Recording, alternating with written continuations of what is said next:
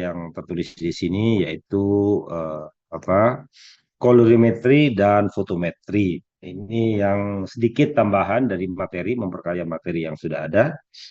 Kemarin Anda sudah belajar spektrofotometri khususnya UV vis. Dalam arti yang khusus yaitu yang lebih general yaitu yang disebut dengan molekular spektroskopi. Baik, kita masuk di materi kita. Jalan. Ntar kayaknya ini harus. Oke. Jadi biasanya metode kolorimetri adalah digunakan metode-metode is the use of human eye to determine concentration of colored species. Jadi menggunakan sinar tampak. Jadi istilahnya hanya pada daerah yang bisa dilihat oleh panca indera kita, terutama oleh mata kita, yang bisa dilihat oleh mata kita. Nah, sementara yang kalau Anda lihat, bandingkan dengan spektrofotometri, adalah instrumen yang digunakan untuk membuat pengukuran dan tidak hanya di daerah tampak, bahkan di luar itu, mulai di vivis sampai di IR ya. Terutama di NIR, sorry. Di NIR itu juga dinamai NIR eh, spektrofotometri atau spektroskopi gitu ya. Jadi lebih dari sekedar itu. Nah, khusus ketika Anda menggunakan daerah visible antara 400 sampai 700, maka metode itu juga kita sebut dengan kolorimetri ya. Kedua teknik tersebut biasanya juga bisa menggunakan reagen yang sama ketika menggunakan kita menggunakan kromofur atau reagen-reagen warna asodai. Nah, maka biasanya kita bisa menggunakan hanya yang kolorimetri terbatas pada daerah tampak yang kemarin kita sebut Mejiku Hibiniu, ya. Ini lebih ke arah yang disebut visual observation yang bisa kita amati dengan mata telanjang, ya. Di situ Anda bisa lihat because colorimetry is based on the inspection of material with human eye, it is necessary to review aspect of visible light. Seperti Anda melakukan titrasi kemarin, titrasi volumetri dengan menggunakan indikator fenolftalin, penentuan asam kuat dan basa kuat, maka deteksinya itu bisa kita katakan secara kolorimetri meskipun Anda menggunakan mata Anda gitu ya. Jadi, oh ini sudah pink ya. Ketika pink sudah diakhiri. Cuma memang kelemahannya sangat subjektif. Ada orang yang sangat sensitif gitu bisa melihat bahwa pinknya sudah mulai terbentuk. Ada yang baru terlihat kalau pinknya itu sudah agak intensitasnya sudah agak tinggi gitu ya. Karena itu prinsipnya di sini pada visible light. Daerah tampak is the narrowing of electromagnetic radiation with the wavelength yang saya katakan tadi 400 sampai 700. Nah ini. Nah, di daerah ini yang kita sebut spektrofotometri di daerah ini bisa juga kita sebut dengan metode kolorimetri. Kenapa disebut kolor? Basisnya adalah dari warna color ya. Terutama kalau Anda menggunakan spelling bahasa UK, British gitu ya. Maka disebut kolorimetri. Tapi kalau menggunakan US biasanya color, jadi istilahnya bukan CO tapi COLOU, color gitu ya. Itu yang US. Kalau pakai British atau UK itu biasanya pakai color. Nah, bedakan dengan yang namanya color. Ya, KA ya. CA. Jadi bukan kalau ini color, nah yang satunya color. Nah, color itu yang diterjemahkan ke bahasa Indonesia kalor gitu ya sebagai energi. Ada juga kalorimetri. Anda mungkin pernah belajar ketika di kimia dasar yang disebut dengan bom kalorimetri. Jadi bedakan antara kolor dengan kalor ya. Jadi kalau kalor kaitannya pengukuran energi, kalau color itu pengukuran dari sisi warna gitu ya. Nah, ini dari keseluruhan ada yang namanya visible light tadi. Kemarin kita juga sudah belajar ini bahwa frekuensi dan energi adalah proporsional secara langsung ya. Dan sementara frekuensi dengan panjang gelombang itu berbanding terbalik, inversely proporsional.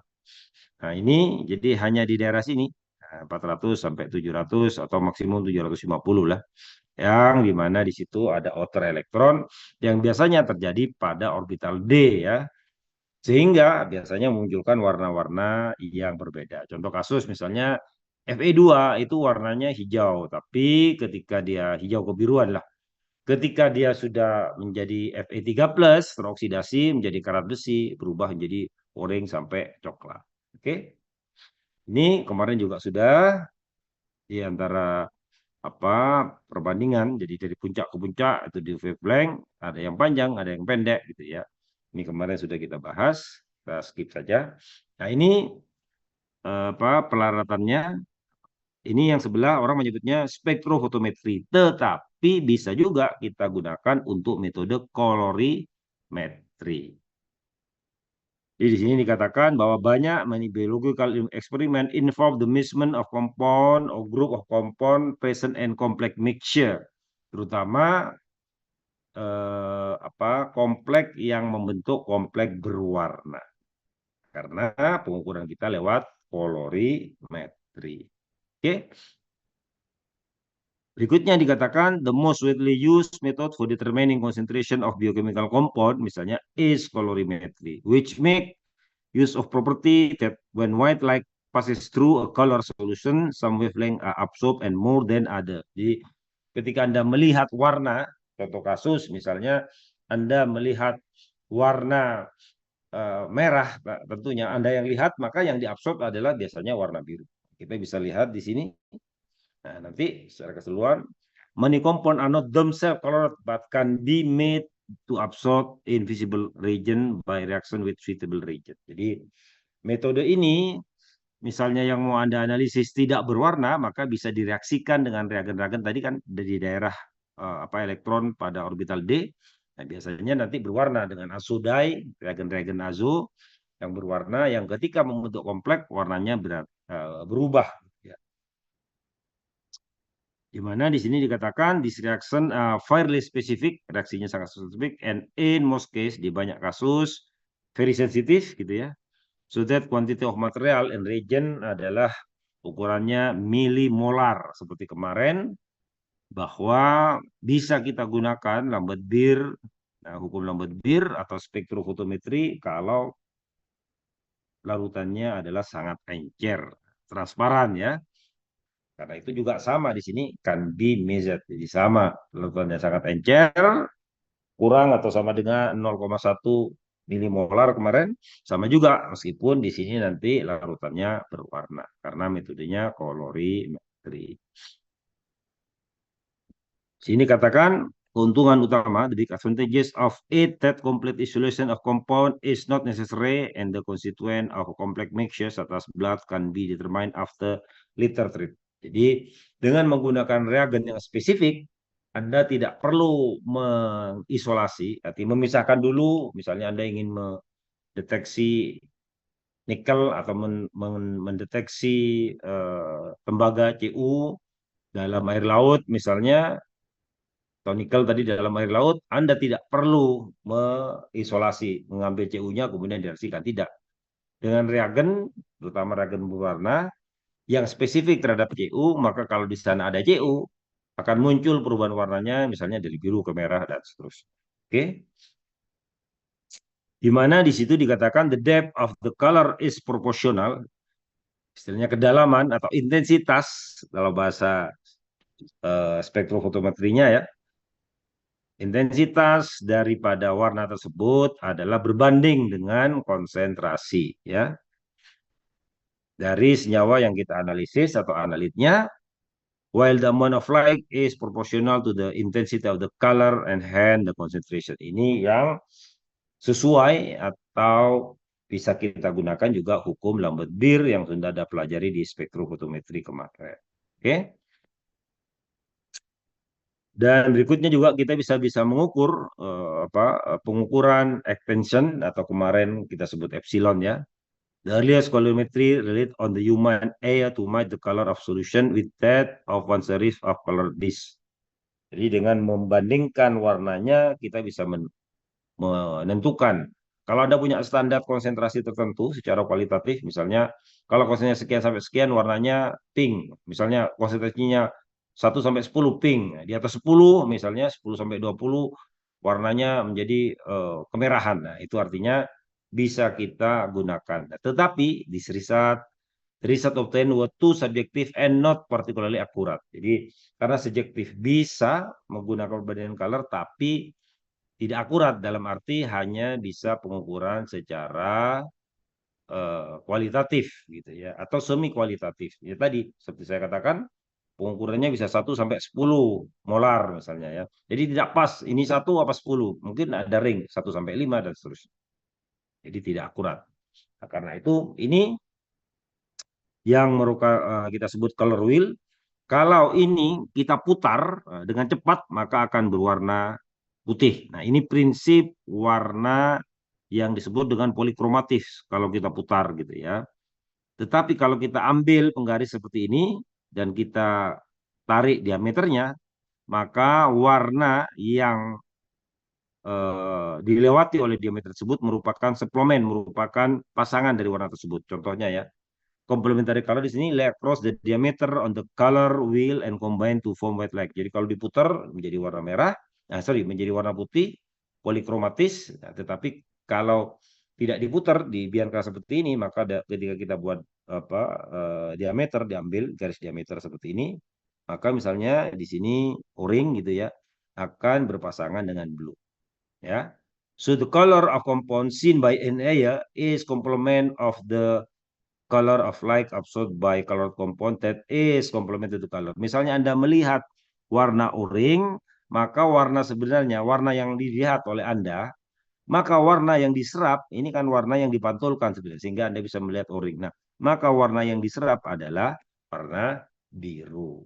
Itu yang disebut dengan complementary tadi ya. Nah, intinya ini warna yang diserap ya, warna yang yang Anda amati, warna yang kita lihat dan ini adalah warna yang diserap. Misalnya green ya, biru seperti saya tadi katakan, warna yang diserap sebenarnya oleh zat tersebut adalah merah ya. Dan biasanya maksimum wavelength of the light absorbed itu di sekitar 700 nanometer. Demikian juga blue ya, blue green yang jadi orange red gitu kan. Demikian juga kalau yellow violet. Dan ini kebalikannya. Kalau violet yellow. Nah, oke. Kalau blue orange seperti tadi, ya, kalau orange ya bisa blue gitu ya. Jadi berlaku seperti kebalikannya karena dia berpasangan complementary ya. Nah, dan di sini muncul yang namanya wavelength-nya. Nah, ini yang saya katakan tadi dengan intensitas visual colorimetry. Jadi awalnya orang bisa membuat ini. For light shining through a colored solution, the observed intensity of color is found to be dependent of both thickness. Jadi tergantung pada berapa lebarnya ini ya. Apa ketebalan daripada larutan, tinggi rendahnya larutan, dan yang kedua on the both, nah keduanya thickness of the absorbing layer path length and the concentration of the colored species. Ini misalnya 0 ya, misalnya 0 di sininya katakanlah blanko, katakanlah ya dia tidak ada serapannya. Nah, Anda bisa lihat kalau kita kasih larutan yang berwarna, nah di sini masih belum. Nah, artinya sudah mulai muncul warnanya tetapi intensitasnya masih sangat rendah. Banding dengan yang ini merah. Kenapa ya? Karena ini lebih tinggi. Nah, ketika tinggi di sini merahnya kurang. Semakin ke sini semakin merah. Artinya path length seperti pada hukum Lambert-Beer juga berlaku pada pengukuran kolorimetri. Karena itu di sini dikatakan a study of solution of a single color demonstrate the effect of either concentration or path length. Jadi pengaruhnya adalah karena konsentrasinya atau ketebalannya. Nah, karena biasanya pengukuran ini kita buat ya path length-nya, ketebalan daripada kuvet sama, maka tentu perubahan warnanya akan sangat ditentukan oleh konsentrasi. Oke. Ini contohnya juga sama. Ini kalau misalnya sebelum, kemudian ini ketika dihomogenize, dicampur gitu ya, akan jadi warna seperti ini. Semakin besar, nah ini warnanya seperti ini. For more than one color, the ratio of the unknown mixture can also be determined by matching the shade of the color to those produced from the known ratio. Jadi kalau Anda menggunakan colorimetry, awalnya orang, jadi campuran warnanya itu, warna ini berapa sih rasionya? Kalau kita tahu standarnya seperti ini dibandingkan dengan standar itu bisa digunakan. Bahkan biasanya tukang cat mobil gitu ya, kalau Anda mobilnya keberet atau apa dan ingin dicat, itu juga menggunakan metode ini. Jadi istilahnya berapa sih rasionya dicoba. Coba bandingnya, eh, terus dibandingkan warnanya. Itu juga dia membandingkan warnanya. Ya. Kalau warnanya match berarti pas campurannya. Kalau tidak, ya harus dicari campuran yang sesuai. In this example, the ratio of mixture of red and blue, ini red and blue, can be determined visible by comparing the mixture of the purple, ya ini di bawahnya, from known ratio of red and blue. Jadi kita harus tahu. Makanya biasanya tukang cat itu biasanya mencampur ininya ya. Kalau Anda lihat di lihat tukang cat itu karena satunya catnya sudah lama dipakai, otomatis mungkin sudah bula atau apa. Nah, supaya sama, tidak belang-belang catnya, dia biasanya buat buat paduan misalnya warna itu supaya misalnya pada sini ya warna purple misalnya mobilnya ya dia membuat paduan antara red dengan blue. Bagaimana supaya purple yang dihasilkan sama dengan warna cat yang sudah berumur, misalnya mobilnya sudah berumur 2-3 tahun, nah tentu ada sedikit perubahan dari catnya. Nah, kalau itu tidak diatur, nah, maka akan kelihatan kalau ini catnya cat baru gitu ya. Nah, berdasarkan model ini, maka seperti ketika Anda titrasi, V1 M1 sama dengan V2, V2 M2 itu juga berlaku. Bisa juga kita gunakan C1 V1 sama dengan C2 V2. Ini secara sederhana bisa kita tentukan kalau kita punya konsentrasi. Misalnya C adalah konsentrasi yang dilarutkan dan volume yang dilarutkan juga dibandingkan dengan standar. Berapa sih supaya sama? Nah, sama dengan V1M1 sama dengan V2M2 penyelesaiannya ya. Nah, di sini misalnya ini 3 drop of dye standar larutan kemudian ditambah 5 air di sana 1 2 3 4 5 misalnya sehingga total volumenya ada 8. Nah, if the original concentration misalnya konsentrasi awalnya 5,88 ppm, maka kita bisa masukkan rumus di atas 5,88 ppm kalikan awalnya 3, nah, kemudian diencerkan menjadi 8, 3 per 8. Ketemulah 221 ppm. Ini cara sederhana ketika kita ingin menentukan konsentrasi yang penting bisa dibandingkan. Ya. Dulu orang melihatnya seperti ini. Ini jaraknya ini yang dibandingkan, yang itu apa sama dengan konsentrasinya disesuaikan gitu ya sehingga bisa ada dua warna yang bisa Anda lihat. Ini mata kita biasanya dilihat. Nah, kemudian ininya naik turun. Nah, supaya warnanya sama. Seperti tadi, metode ini sampai sekarang masih dipakai oleh tukang cat mobil ya, untuk mematchkan warna yang dia harus cat pada mobil-mobil yang terkena baret karena mungkin mobilnya bukan mobil baru, kecuali mobil baru ya pakai cat baru gitu ya. Karena itu di sini dikatakan kolorimeter ya kolorimetri bisa kalau bisa kita sebut kolorimeter atau kolorimetri kalau alat-alatnya. Kalau kolorimeter itu metodenya ya. Jadi kalau tri itu berarti kaitannya dengan alat, kalau kolorimeter itu metodenya. Is generally any tool, karena itu di sini dikatakan kolorimeter adalah setiap alat yang bisa mengkarakterisasi warna daripada sampel untuk menyediakan pengukuran yang objektif dari sifat warna tersebut, ya khususnya tadi dari konsentrasi zat tersebut. Dalam kimia, the colorimeter is an apparatus, adalah sebuah aparatus yang memungkinkan orang, ya, yang memungkinkan absorbansi dari sebuah larutan, khususnya tadi frekuensi atau color atau intensitas dari visual light, jadi cahaya yang tampak, untuk ditentukan. Colorimeter hand make it possible to determine the concentration, karena itu memungkinkan colorimeter untuk menentukan konsentrasi dari larutan yang tidak diketahui.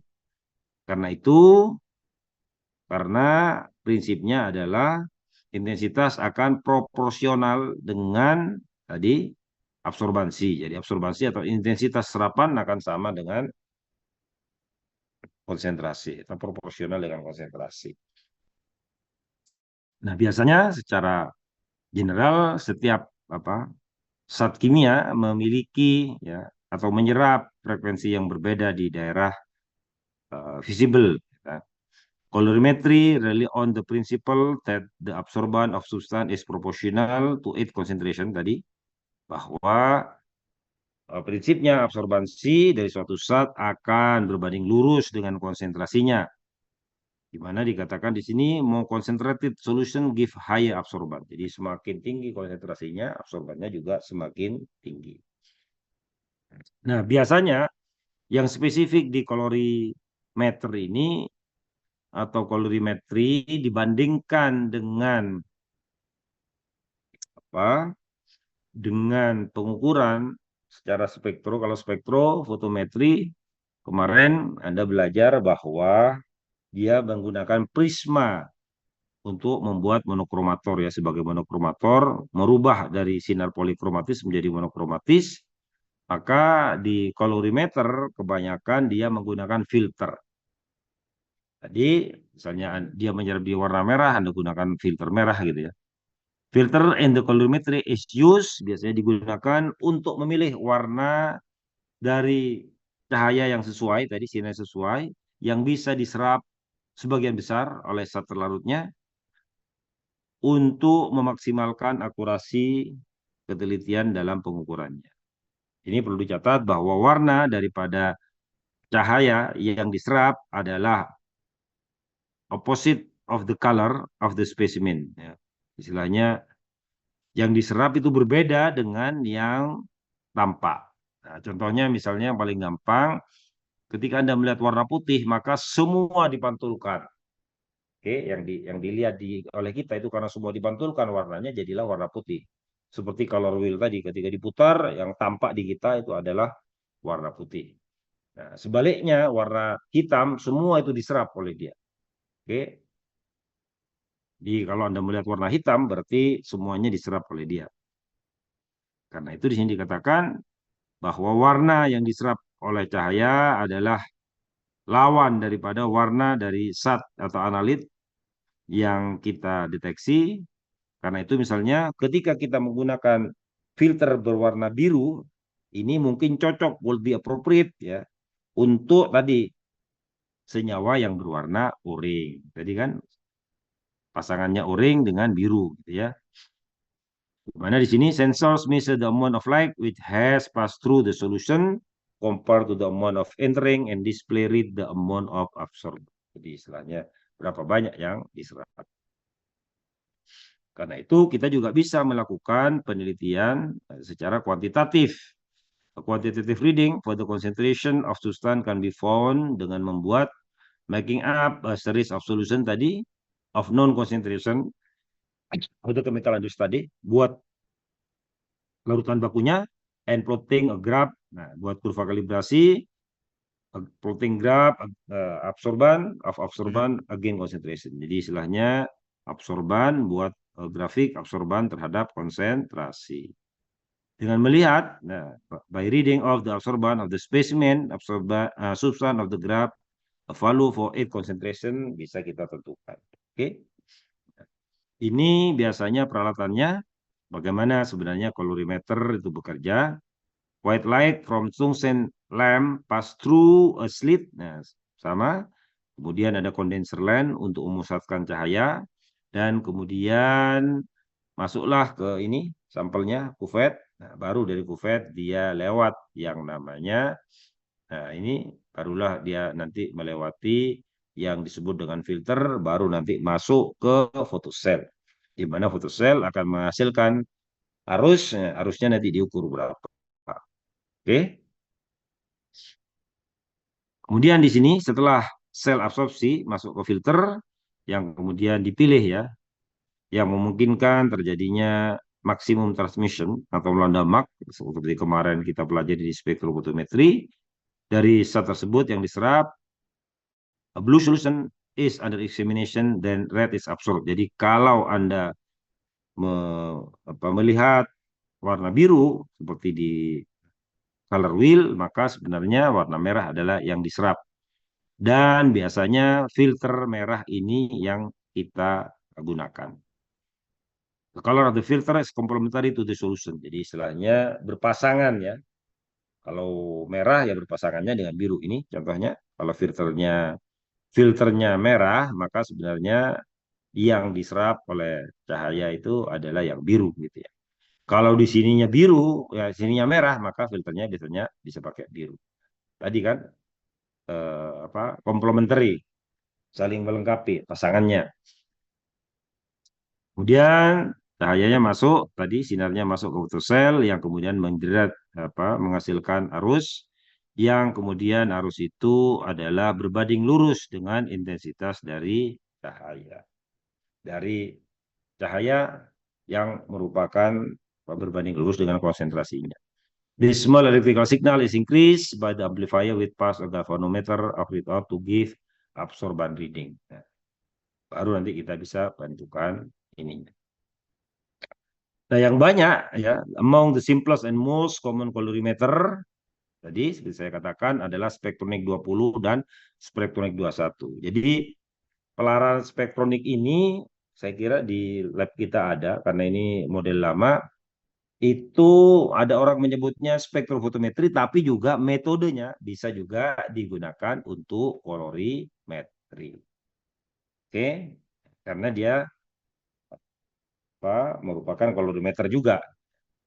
Nama lainnya juga spektrofotometri, ya, khusus yang visible. Oke, maka masuk yang namanya kolorimetri.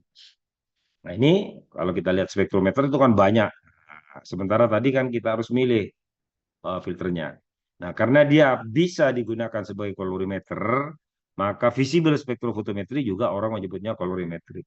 Sophisticated type of colorimeter. Nah, disebutlah bahwa dia bentuk daripada kolorimeter yang canggih, di mana ada monochrome light is provided by prism, menggunakan prisma. Oke. Nah, kalau kolorimetri yang simple tadi, kolorimetri yang sederhana konsepnya dengan menggunakan filter. The bandwidth of the light pass by a filter is quite broad. Nah, jadi bisa kita pilih. Kalau tadi kan diganti-ganti.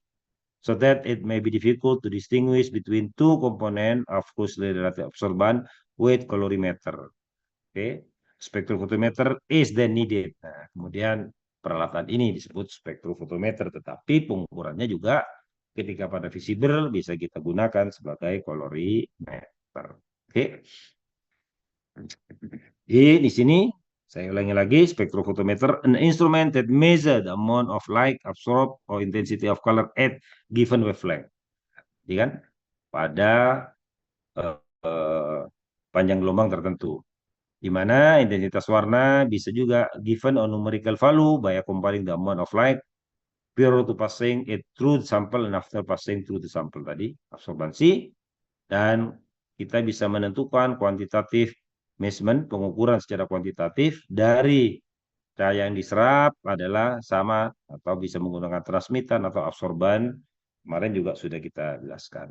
Nah, ini lambat bir bisa kita pakai di sini E sama dengan ABC gitu ya. Expansion coefficient, E kecilnya, B-nya path length, konsentrasi, di mana juga bisa kita gunakan prinsip ini pada pengukuran kolorimetri. Oke. Ini gambarnya transmitan biasanya akan memberikan seperti kemarin I dibagi intensitas cahaya mula-mula, where I the intensity of light after has gone through the sample and 0 is the initial light intensity. Jadi cahaya mula-mula. Kemarin min log T atau min log T sama dengan I per I0. Kalau ininya dihilangkan minnya A seperti kemarin A sama dengan log I0 per I. Oke. Ini karena path length-nya ini tetap, maka bisa kita katakan bahwa absorbansi berbanding lurus.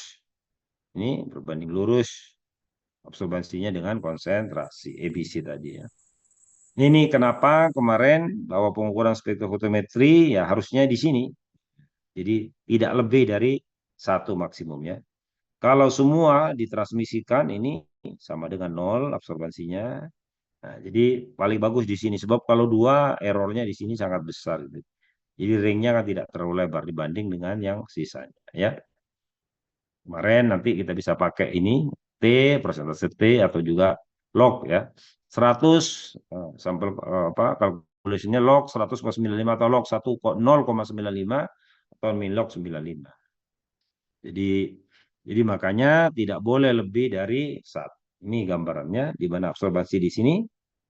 Note the scale of absorban. Nah, ini 9 atau 10 dari scale from 0 sampai 1 atau 1 sampai 10 adalah 1 sampai 2 di sini. Nah, jadi ini maksimum ini ya. Sebab kalau di sini errornya semakin besar. Oke. Yang itu bisa kita gunakan transmitan. Beda kalau transmitan memang 0 ke 100 ya. Ini yang diaturkan semua, kemudian nanti berapa yang apa yang di eh, serap di sini kalau Anda lihat ini sangat ringnya di sini sangat kecil sekali sehingga errornya cukup besar dibanding dengan yang ini ya. Oke. Ini yang spektronik yang mungkin ada di lab kita, ada spek 20, ada 21. Biasanya ada yang single beam, kemarin sudah kita jelaskan. Biasanya dia pakai tungsten filament lamp ya, karena kita bekerjanya di daerah visible, kan kolorimetri ya. Biasanya belang digunakan untuk mengadjust bahwa transmitannya harus 100% gitu ya. Jadi ini monokromator pada lensa, monokromator misalnya filter tadi, atau pada kasus ini menggunakan apa, prisma gitu ya, kemudian sampel, kemudian detektor. Ya. Lamp menghasilkan cahaya polikromatik, white light, kemudian ada monokromator memilih salah satu wavelength tadi, misalnya pakai filter, pakai apa prisma atau pakai grating dan detektor yang mendetek panjang gelombang tertentu dan kemudian melanjutkan ke sampel, kemudian amplifier tadi meningkatkan sinyal yang benar dan menurunkan noise atau gangguan ya. Nah, ini biasanya ketika Anda pakai itu ada sampelnya ditaruh di sini, kemudian ini filter refernya bisa diatur gitu kan. Insert blank solution, cross delete and adjust to 100. Jadi kalau blank harusnya, kalau blanko harusnya transmitannya 100. Karena tidak ada larutannya masih ya. Sorry, tidak ada analit yang ingin Anda deteksi. Setelah itu masukkan dye, kemudian kita reagen yang mau Anda reaksikan, kemudian kita lihat berapa sih persentase serapannya. Oke, inilah pelarutnya saja. Nah, oke, masuk belangko misalnya air, ya sudah air. Kemudian Anda bisa lihat, kemudian Anda bisa mengatur panjang lubangnya berapa. Oke. Kemudian ini pengaturan daripada transmitan dan ini pengaturan daripada panjang gelombang tadi yang sesuai. Nah, kemudian ini absorbansinya ya. Bisa absorbansi, bisa transmitan, tergantung modenya. Ini nah, bisa kalau Anda klik ke atas jadi transmitan, kalau diklik ke bawah jadi absorban. The filter must change periodically to coordinate with the wavelength. Ring blue misalnya 400 sampai 449, greennya ini kelemahannya filter aja. Dia tidak pas.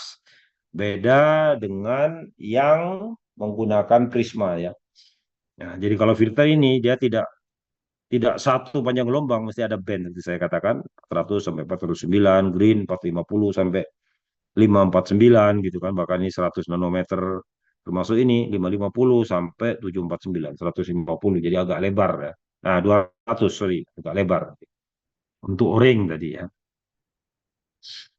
Nah, secara skematik ini tadi bisa pakai prisma macam-macam, kemudian foto-foto player, kemudian persentase T-nya, atau juga bisa kita gunakan absorbansi.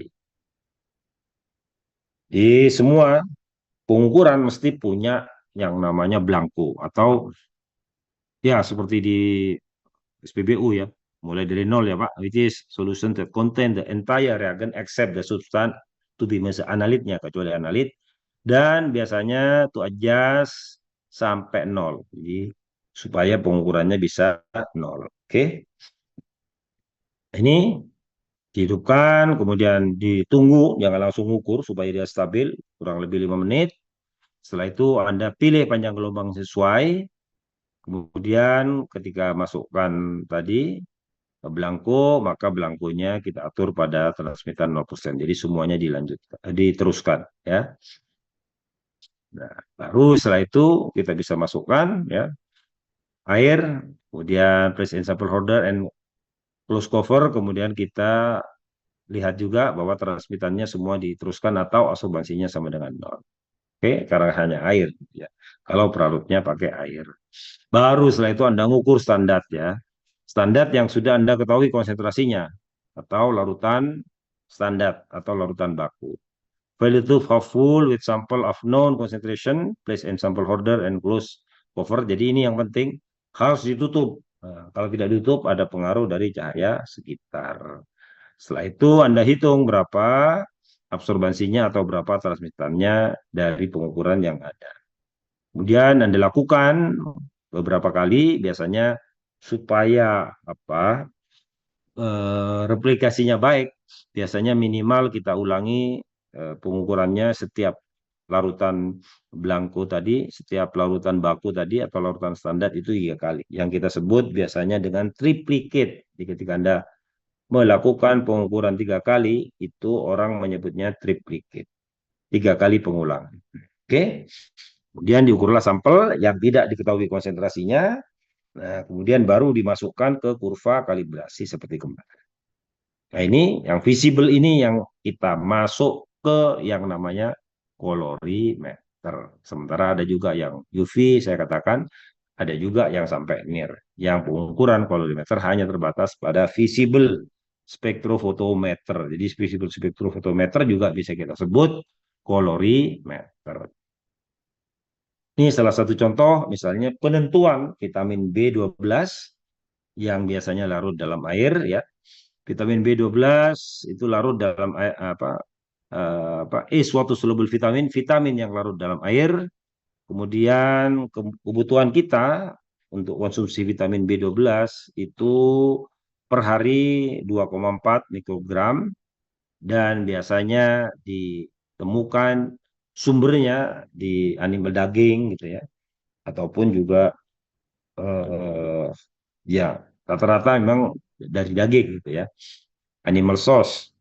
Kemudian ini kalau dilihat fungsinya membantu pembentukan asam folat dalam sintesis HEM sel darah merah kita, dan ya karena pembentukan sel darah merah otomatis dia berfungsi menghindari anemia.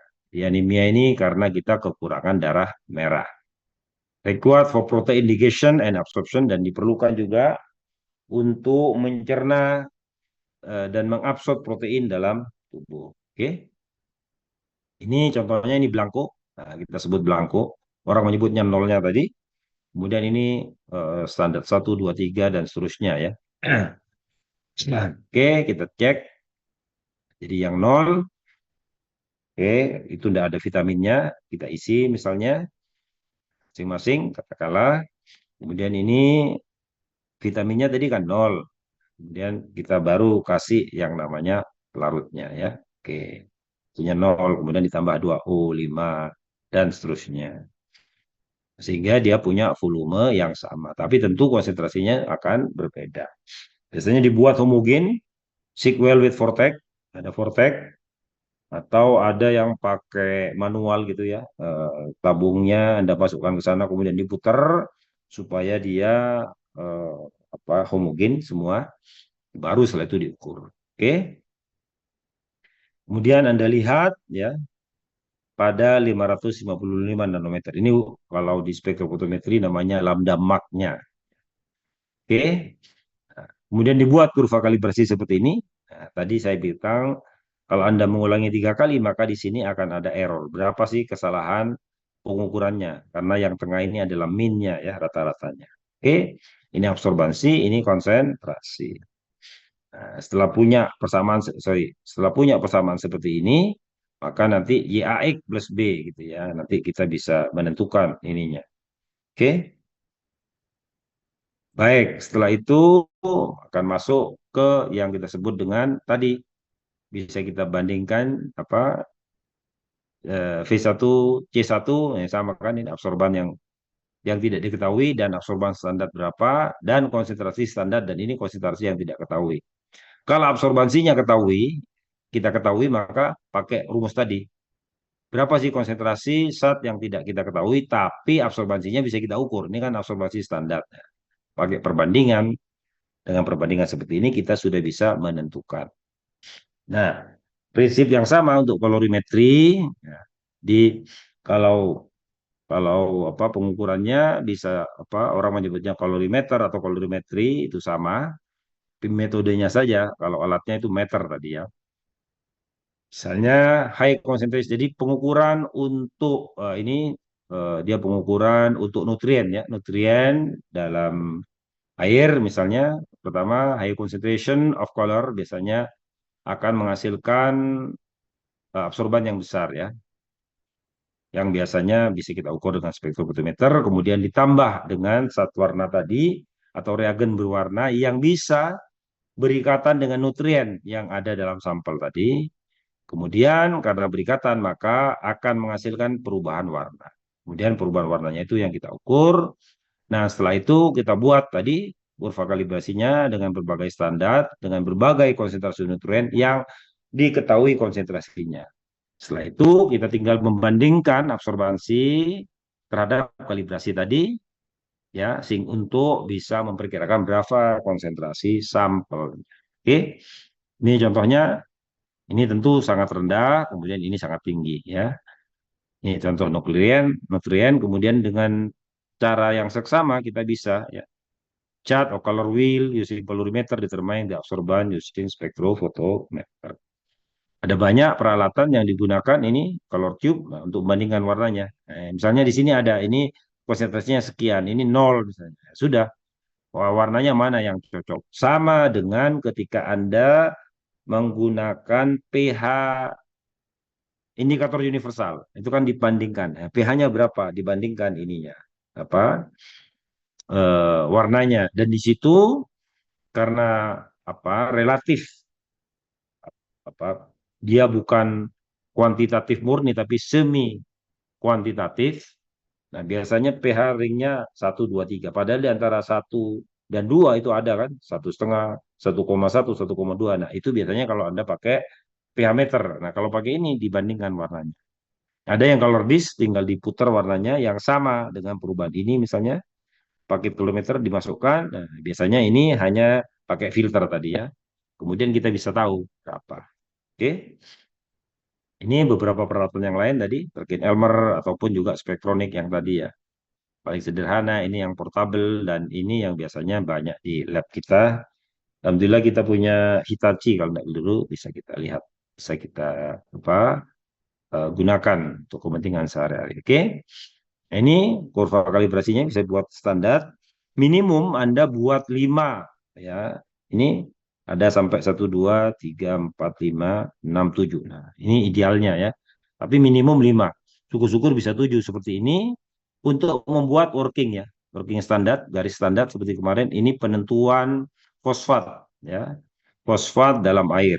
Setelah itu, setelah Anda buat, kemudian termasuk juga kita bisa bisa gunakan ini reagen ditambahkan, kemudian di mix dan Anda bisa mengukur dengan cara ini.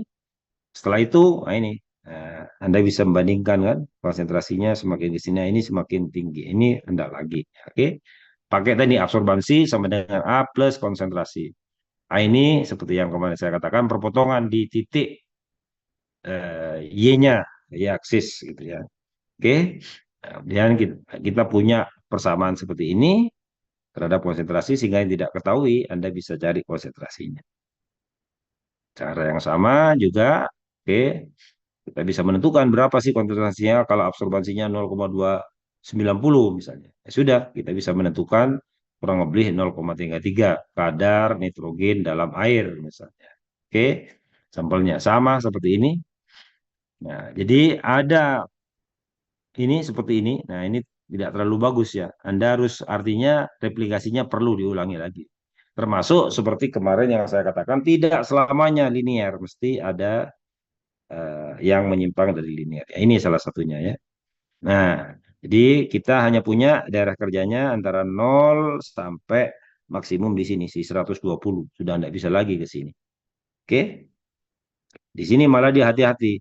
Dia pakai antara 1 di sini antara absorbasinya 1 sampai di 100, tidak 120 tapi dia pakai di 100 mikrogram per 1 per liter daripada nitrogen. Jadi dia lebih hati-hati tidak ke sini karena kesalahannya bisa besar. Dia ngambil di sini 1 sampai 1000 mikrogram per liter atau ppm ya, nanoliter di sini. Apa dari nitrogen, konsentrasi dari nitrogen, mikrogram per liter di sini, oke, sehingga bisa kita atau ppb sehingga kita bisa tentukan nanti. Oke, ketemulah di sini ya. Diusahakan dibuat kurva linier. Nah, kalau tidak ya perlu diulangi beberapa saat, beberapa kali supaya kurvanya bisa linier. Ini calibration curve-nya standar. Nah, R-nya itu harus mendekati 1 seperti saya kemarin. Ini cukup bagus 0,99 untuk ortofosfat gitu ya. 0,99 kan mendekati 1 cuma belakangnya saja. Tapi kalau Anda susah memperoleh nilai ini, paling tidak depannya saja 0,9. Ini 8 juga no problem ya. Nah, ini N-nya 12. Jadi istilahnya semakin banyak Anda membuat larutan baku, semakin bagus pengukurannya. Oke. Di situ Anda bisa menghitung berapa larutannya. Anda bisa lihat di sini bahwa di sini taraf kepercayaannya 95%. Ini reproduksitasnya kurang lebih 12% gitu ya. Sehingga bisa kita katakan bahwa kurva kalibrasinya cukup valid. Jadi paling tidak reproduksibilitas pengukurannya itu di atas 95% atau mendekati 100%. Ya, R ini sebenarnya penentuannya, tapi kalau kita cek lagi reproduksibilitasnya ya kurang lebih 95% ke atas. Supaya pengukuran atau kalibrasi ini, kurva kalibrasi ini dianggap valid. Nanti secara kuantitatif Bu Yuni akan menjelaskan lebih detail. Baik, mungkin itu dari saya. Sebelum saya tutup, mungkin ada pertanyaan, saya persilakan. Untuk minggu depan, silakan dihubungi Bu Yuni ya, karena materi saya sudah selesai. Saya persilakan kalau ada yang ingin ditanyakan.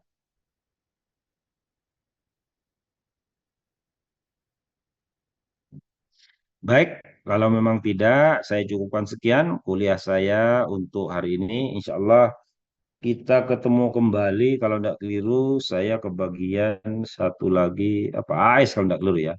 AS dengan NIR. Anda sesuai lihat di kontrak kuliah. Gitu ya.